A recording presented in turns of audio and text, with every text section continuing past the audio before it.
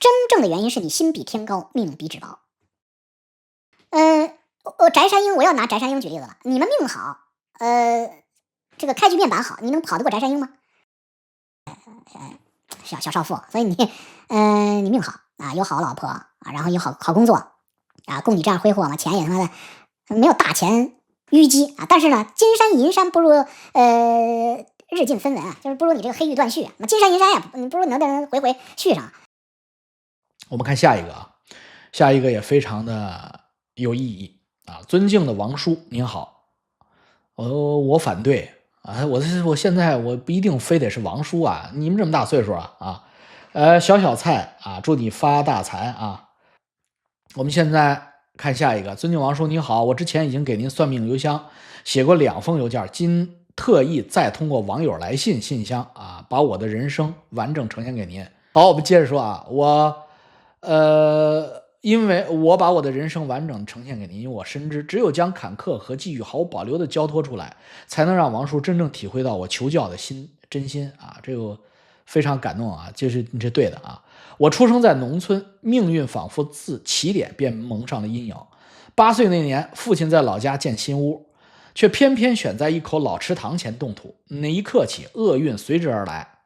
母亲先是被石灰灼伤，数月不能落地，父亲进而精神失常，2年方才恢复。新屋虽立，却仿佛承载着池塘的所有阴煞。搬入之后几年，母亲患上精神病啊，父亲刚精神病好，母亲也精神病了啊，最终在2010年喝下农药去世。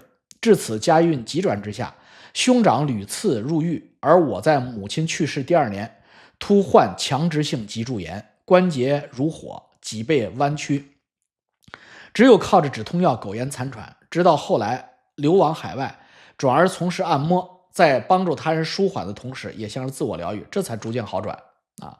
我的打拼之路同样曲折。2006年啊，就这样的家庭出身的，你基本上没什么选择的嘛，什么挣钱干什么，只能是这样。我的打拼之路同样曲折。2006年技校毕业，先后做过秒表维修、按摩椅维修，之后自学 Java， 短暂当过程序员。2013年我积蓄10万，与人合伙创业装修公司，3年倒闭，欠债100万。彼时我已心灰意冷，幸而身边有2个女儿（括弧大女儿虽非亲生，但自始至终视若己出），让我不得不坚持下去。2017年底，命运给我一个转机啊！一位客户看中我的人品，拉我入股金融公司。那正是王叔您在直播里常讲的资金盘，拉人进直播间教学，再导入 MT4 黄金交易，100倍杠杆，10之8九亏损。我们靠亏损的钱生存啊！这就是我说的那种啊，最早的啊，我们张卫星那时代我们就玩这个，2004年我们玩这个啊。虽尽力做到0投诉啊，却终究违背天理。我心知不正，却因债务缠身而被迫涉入。短短1年，我还清债务，还挺能挣啊，1年挣100多万啊，不止，还在深圳购得房产，1年挣1000万了嘛。2018年，第3个女儿诞生，这是命非常好啊！我看从哪年，17年到18年，1年啊，你们就知道我跟你们讲这个资金盘 MT4 资金盘有多挣钱。就是客人存进来1000万，你能拿走他700万啊！而且还是这是公平合理，你不作弊。你要作弊的话，我操，那你说这1000万能拿走他2000万啊？但风水有转轮，气数终有尽啊！这他说的有些东西不对，一会儿我会给他改啊，我会点醒他。2018年底，同行接连被捕，我们迁往缅北小孟拉。2019年行业混乱，亏损频频，有人改行杀猪盘，我们审时度势，选择干脆解散啊！然而因江湖余波未平，我们终被通缉。此时我虽已置业豪车，却深知此路有恶报。2020年，我在家闭息1年，像是在偿还命债啊！你还是怎么命债？你杀人了吗？你杀人，你要是杀过人的话，那你不用给我写信了，那我救不了你。以我的道行，你要是有命债，那解决不了。你吃斋念佛出家去吧啊！那你当死了呗。那你要是偿还命债，你这个命如果指的是命运的命啊，那我们就接着分析啊。2021年，我发愿走正道，把所有积蓄投入亚马逊跨境电商，前后投资400万，一夜化成灰。这不是那块料啊！眼看2022年业务即将见曙光，却传出缅北某旧老朋友因被举报而被捕。为避祸，我随前老板出逃马来西亚。1个月后，果然资产尽封，护照失效。老板想重操旧业，我毅然拒绝。幸而上天不绝我路，我独自申请到了澳洲签证，从此孤身流亡澳洲。他跑到澳洲去了。在澳洲，我打3份工为生，每月寄钱回国养家。直到我接触到推特与 YouTube， 我才明白政治庇护4个字。于是我公开发声反共。2024年正式提交政庇申请，如今已满1年。那恭喜你啊，那就在澳洲算是稳定了。王叔，这些经历除了父亲与妻子无人知晓，今日托心于您，不是为了求一句吉凶，而是希望你以玄学慧眼为我指点命运。池塘煞气，无宅不祥，病痛缠绕，财运骤起骤落，种种迹象都让我深信命中有此一劫，唯有认清方能超越。我如今最大的心愿不是荣华富贵，而是尽快拿到身份，把妻子与3个年幼的女儿接到澳洲团聚。他们只有7岁、9岁和11岁而我自2022年离国，已3年未见，每夜梦回，唯有女儿笑声在耳，却触手不可及。我愿奉上1000澳币作为诚心之礼，恳请王叔拨冗推演不要，这钱我不收我免费给你帮忙。无论吉凶，我皆愿以平常心受之，只愿在这迷雾命运里能得到一点光，照亮我与孩子的前路。感谢王叔在百忙中读完这封长信，唯愿天地护佑您与家人安康长乐。敬上某某某名字我就不念了，他真名给我留下了。照片我也看了你的面相你老婆的面相，包括你3个宝贝的面相都没问题都是长命之人，所以你不要胡思乱想你的问题在哪儿呢？你的问题呢？你说什么老家修了个池塘的房子呀，然后你家就家道中落了呀？你什么这个叫什么风水轮流转，气数终有节然后你就破产了？这个都不对不是这个原因。真正的原因是什么呢？真正的原因是你心比天高，命比纸薄。这是中国老话形容一个人心比天高，命比纸薄，您就是那个。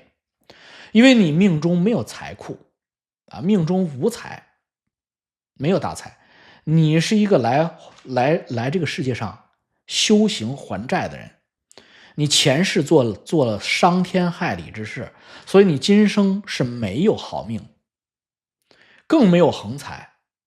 那你有横财的结果就是这个财来得快，走得更快。所以呢，如果你老老实实的当个程序员，反而没什么太大的问题。但是呢，你一旦挣了1000万就是换句话说，如果你的财帛是一个宫，是一个库的话，你这财库是装不下1000万人民币的。你见1000万人民币必为富币英语那个程序员们 Java 嘛叫 flip 你到挣1000万啪 flip 付1000万。所以你这个人最好的人生策略就是你把钱存在你老婆账上你老婆反而是有财库的人。但是呢，我估计你可能没干这事儿所以呢，如果要是只是查封了你，那如果你把钱以后都存到老婆身上反而不会被查封查封也查封不到人家那儿，你想个办法嘛，洗一把嘛所以呢3个孩子非常好古灵精怪的都很可爱将来长大了必然会跟你团聚的。你现在选择是对的不要再重操旧业了。因为你挣钱留不住，你再挣钱就是再弄资金盘杀猪盘你也留不住。所以呢，你在澳洲呢好好的打工，别想那些乱七八糟的，也别弄自己太累了，打3份工没必要你就打1份工2份工，然后在澳洲，因为你还年轻嘛你在澳洲呢学一个正儿八经的 license你这才40岁你并不小并不小并不老比如说你学个大卡车司机或者你学个什么护理护工然后你找一个每小时能有30澳币这样的稳定工作有保险的有工会的，你就可以实现你的梦想了啊，你不一定要打3份工把自己累死啊，因为你啊没有财库啊，你小心把自己累死啊。所以这个事儿啊，对，你开不了车，因为你有脊柱问题啊。当然你可以当护工嘛，男的当护工很好的。所以骗人的买卖啊，资金盘杀猪盘的买卖你不能干。翟山鹰，我要拿翟山鹰举例子了。你们命好，这个开局面板好，你能跑得过翟山鹰吗？翟明占，什么翟，就是他爷爷，还有那是延安保医院的幼儿园，是跟李鹏同学的，那你们能跟他比吗？他都扛不住啊！所以真的是举头三尺有神明，求财一定要从正道上来。你搂邪门可以，你炒币可以，你炒股可以，但是你不能直接打电话拉杀猪盘。为什么会有怨气啊？人家认识你。为什么股市是伟大的骗局、伟大的发明？因为在股市上，不知道是谁把自己的钱骗了，大家彼此之间盲盒游戏，所以这是股市伟大的地方啊！所以在股市上，只能是愿赌服输，没有怨气。但是你打电话，什么不杀猪盘、发假 email， 那个都是有怨气的，那个钱是不能挣的。能挣那些人的钱是他妈洪森那种人，你能跟他比吗？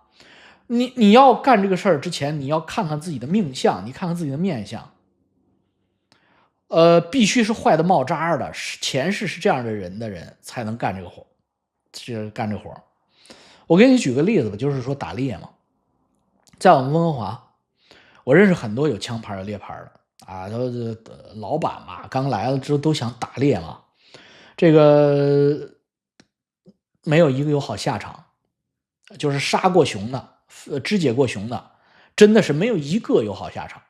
有的人还杀好多熊，杀几十头熊，我操，那然后都自己被分了嘛，自己被分吃了。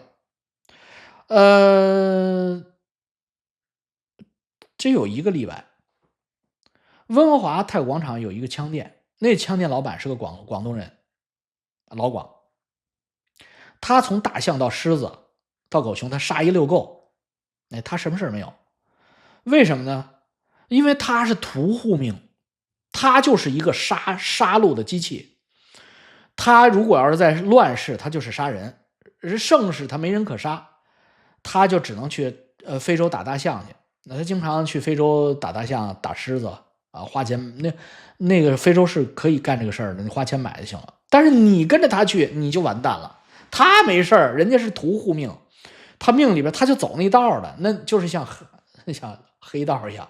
你不是，你是个好孩子，你是个大学生啊，戴着个斯文眼镜，你去那儿跟着混什么呢？所以，你呢就是好好的干啊，踏踏实实的干个工作，政治庇护挺好的啊，政治庇护你能拿下来，那也是要恭喜你啊。按摩院和中餐馆的后厨卧虎藏龙是好嘞。咱们看下一个啊，又是一个刚才又是一个那个苦命的人啊，一个女的我们读完了，刚才我读了一个男的啊，这个男的但是呢也是一样啊，你在澳洲你自己把自己放逐到澳洲啊，这倒是避了一劫啊。如果你在中国的话，你不是进去就是挂了啊，要不就是得大病挂了，因为你本身就没那个财库嘛。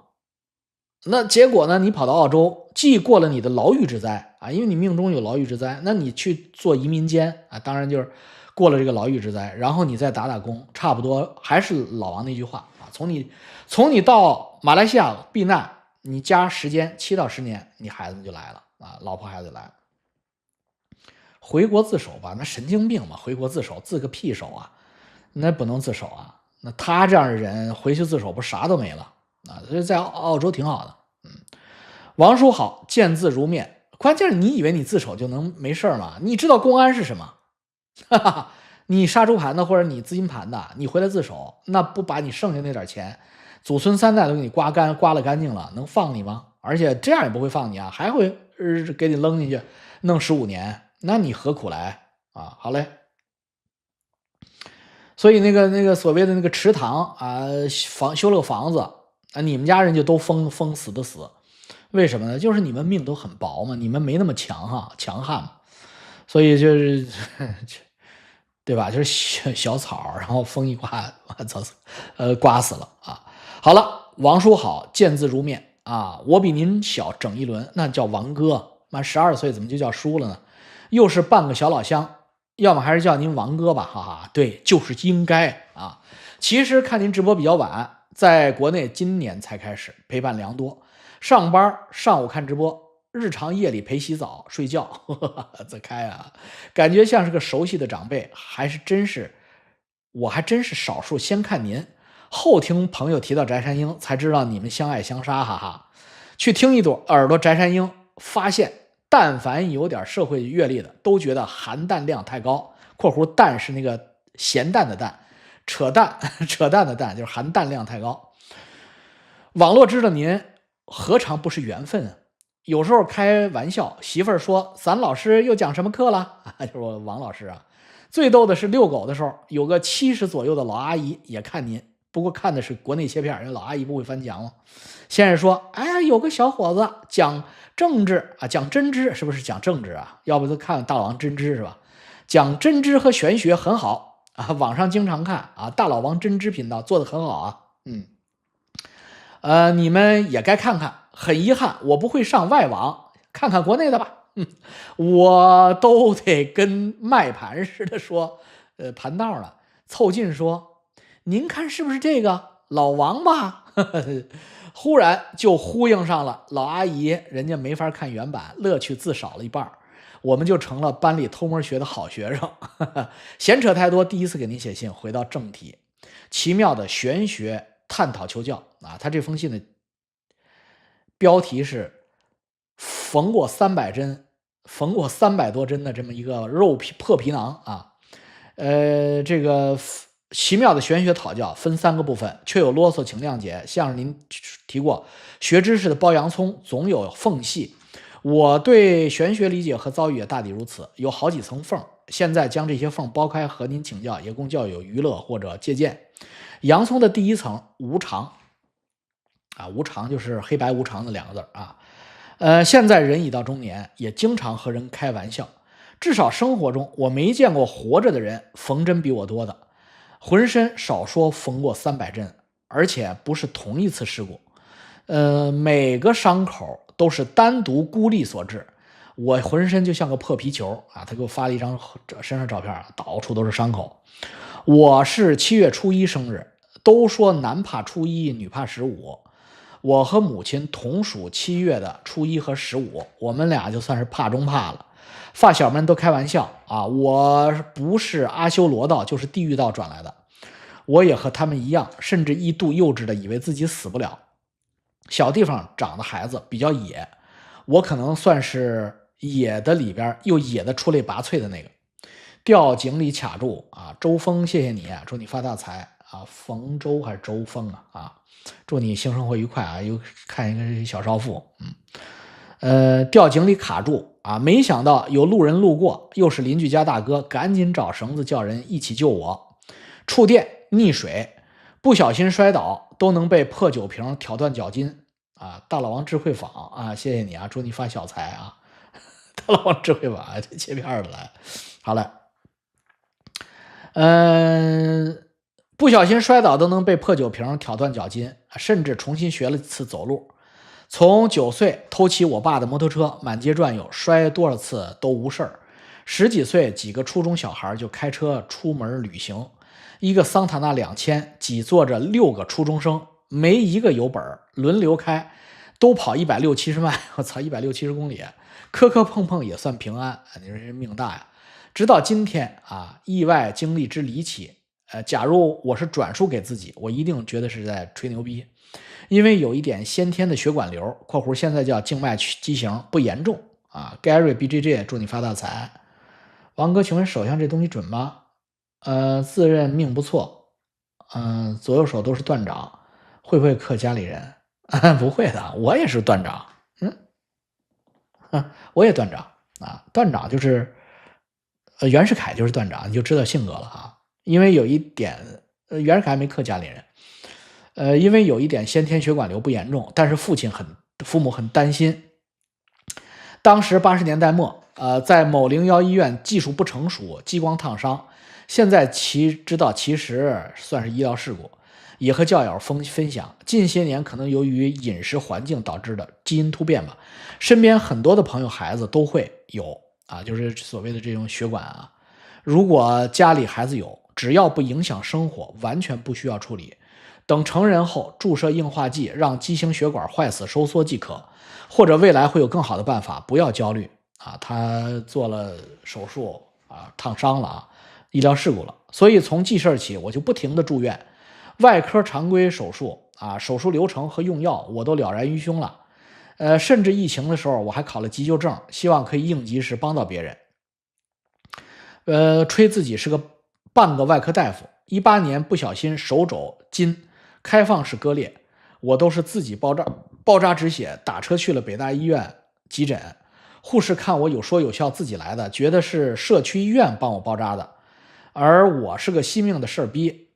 我说护士以为他是惜命事儿逼小欣欣爸爸真拿钱谢谢你真拿钱，小欣爸爸祝你发大财，性生活愉快，生日快乐。也祝小欣欣健康快乐觉得是社区医院包扎好的，而我是个惜命的事儿逼。我说得做手术并解开绷带露出伤口，护士一看才懵逼，紧急打电话叫骨科创外科的医生一起来会诊。又幸亏是在下午发生，所以大夫们还都在，手术第一时间也顺利进行保住了，要不然他妈的是缺胳膊断腿的。小时候还算长相可爱护士阿姨都喜欢我，甚至在医院跟着护士巡房，因为是军医嘛。战士们胆子大，我也能聊，都给他们输液扎针和拔针。那会儿90年代初，我不过6、7岁。人总是容易以自我为中心，可能很多人开局面板更烂，但是我这种实属意外。这种经历多了就会想，为啥倒霉的总是我？回想就是小时候是否出于好奇虐杀了小动物小蜥蜴、小鸟、小蚂蚁美其名曰给他们做手术检查身体，把锡块烧化了倒进蚂蚁窝把老鼠抓着倒上汽油点着，看他们乱窜，直至活活烧死这个孩子就属于没有恻隐之心的小孩这个一般你们这种情况呢，就是做人的轮回次数不够抓着蛇揪住尾巴抡圆了，骨节会一节一节的断裂掉，甚至抓着所谓的黄大仙、黄鼠狼都要拿绳子拴着遛弯或者自己配各种药水把它们泡起来做成木乃伊。但是对猫狗还算热爱，但是狗很怕我，即便是恶犬，我只要稍微吼一声都会马上不叫或跑了，至今如此，毫无敬畏之心从小是有神论，但是就是不怕，也几乎不哭，完全没有别的孩子怕鬼别的孩子怕鬼他不怕。傍晚在墓地玩家常便饭，老家古城墙拆除时有些明清或者辽代的古墓，骸骨会被雨水冲出来，我和小朋友们就拿着大腿骨当剑抡这小孩或者头顶着头骨吓唬人。日本人遗留的地堡那些更是天天钻进去玩。家里也说我但是我属于什么都听不进去家里又不会打我，比较溺爱嘛原因您为人父应该懂了戾气也重，小学天天打架找家长身体孱弱，但是下手黑，经常上着课跟别人打起来也没什么规则感，老师也拿我没办法。现在骑摩托经常跑200公里以上，会觉得路不停的变窄，没人路上甚至不知道是不是活着还是早死了。但33岁以后，瞬间会觉得意外在不停的减少身上的戾气也没那么重了，同时感官敏锐度也在逐渐闭合，很多时候没有以前敏感了，可能就是因为机体在衰老中，不过也经常会生点小病。上次去怀柔山里玩，有一处废弃的平房荒废已久，且孤零零的在几个栗子树下，因为我一直魂不吝非要进去看，媳妇儿来也没拦住，结果出来半小时就发烧39度，回去休息2天才好，这种事儿不少以后别再这么拼了毕竟不是年轻人了，也40多的人了差不多就行了，别瞎玩了。要属于什么阿修罗道转世你就是阿修罗转世，那不是小朋友跟你开玩笑，小朋友还真挺懂所以呢你魂不吝也不年轻的时候你魂不吝，他们也拿你没办法黄鼠狼可以密别人到你这儿他妈的，甭管你修行多少年的黄鼠狼，我操，被你丫拴上小绳当狗遛，他也拿你没办法，因为你阳气很重。但是呢，他会有怨气啊，报应在你身上就是到处受伤，虽不致死，但是呢，那你也是他妈的难受啊。所以这40多了，应该有老婆有孩子了啊，差不多就行了啊，玩玩就行。你看你现在哈雷我都不买，就是真的是啊，不折腾了。洋葱第2层，宿命通。正经人虽不写日记，但小学老师强制我们写日记，还要收上去批阅啊，我也就弄个本子瞎写。神奇的事儿发生了，当时有一篇要求写有关梦想和长大的事儿，我就胡咧咧。当时确实是认真想了几下啊，想到了，直到前几年我惊异的发现，我那一篇小时候胡咧咧的日记，所有的事儿一一实现了，就像一个工程样稿，令我至今不寒而栗。比如读大学，那时才4年级，我只是电视上看见，觉得这个大学好玩，然后我就会真的上了那个大学。因为普通家庭没有相关背景，几乎是不可能的。当年专业招10个人，至少10万人报名，结果我考了第6。后来自己也参与过阅卷啊，这种比例和能力完全是无关的，就是运气和安排啊，命运的安排。关键是这事儿是我后来看到本子才想起来的。我母亲一直没扔我那个日记本啊，很多年以后收拾垃圾翻出来，吓我一跳。还有当时觉得要去登珠峰啊，然后我就真去了。比如想认识谁，当时觉得纯胡写，结果某天就真产生了交集，就像打水漂涟漪一样，一直波动下去，影响至今。这几年我甚至与故意反着当时的想法来啊，如果一切写好了，是不是人生都会很无聊呢？这段还请王叔酌情，我也不敢瞎说，毕竟在这环境下，很多海外听传师说的消失的2选1的那位活佛，外界一派胡言，哪有那么坏和夸张？这些事儿真是综合看，其实某些圈子也并不是什么秘密了。王叔可能也知道，我确实没法说的更细节。他北京上中学，上海上大学，我们年纪相仿。其实对他的人生，世俗看未尝不是好事，至少不是牧民了，接受了很好的教育。可是从宗教和宿命论看好像又不对。像是台湾的电影《赛德克巴莱》，日本人觉得带来了文明，可是赛德克本来作为主体不需要这些文明的强加，大家又都活在楚门的世界里，好像又跑题了啊！从小大手大脚惯了，一直攒不下钱，甚至月光也不为过。这岁数也废了，不抗争了，也是奇怪。每到没钱的时候，总会有活儿有钱出现，不早也不晚，回都能接上，觉得自己好像努力也没有用，但好像也饿不死。除了宿命论，实在不知如何解释啊！就是这样啊！你这命挺好的啊，有美妻啊，虽然你舍不得让我看你老婆啊，但是你王哥啊，你别管我叫王叔，你王哥也是有神通的人啊，你老婆那是老好看了啊，一身的白肉，对吧？小少妇，所以你命好啊，有好老婆啊，然后有好工作啊，供你这样挥霍嘛，钱也他妈的没有大钱淤积啊，但是呢，金山银山不如日进分文啊，就是不如你这个黑玉断续啊，金山银山呀，你不如你能回续上啊。